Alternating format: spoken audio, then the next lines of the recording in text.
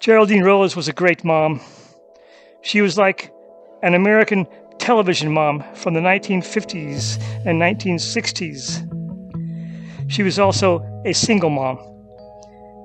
She worked when she was young.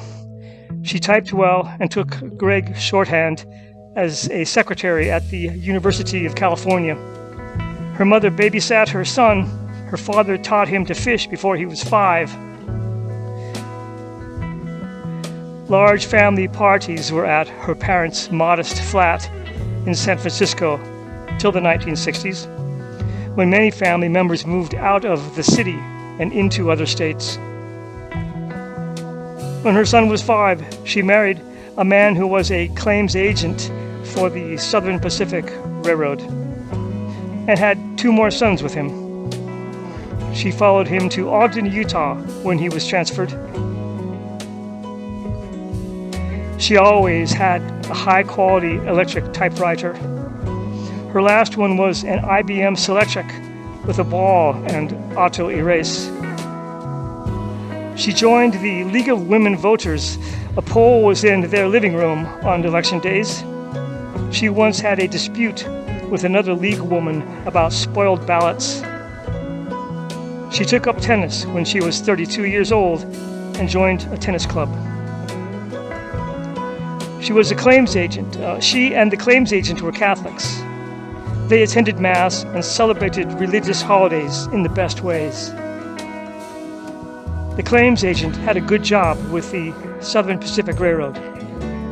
They spent 6 years in Ogden, then he was transferred back to Sacramento, California.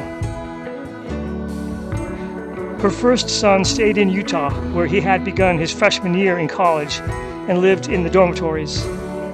He was, quote, out of the nest, unquote, as Geraldine Rose was wont to say. Like many in his generation, the claims agent was a heavy smoker. It caused him to have heart disease.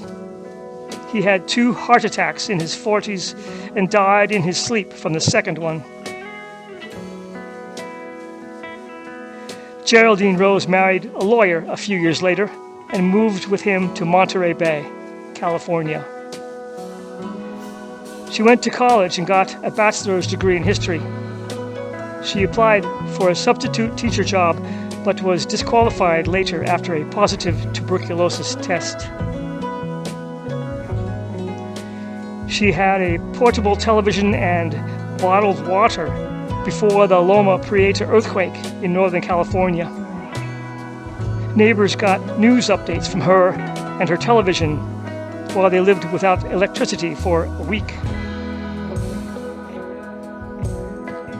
She was the first one on her block to buy a desk computer and pay bills online. Her oldest son was a teacher then and a single father. She often invited them to dinner.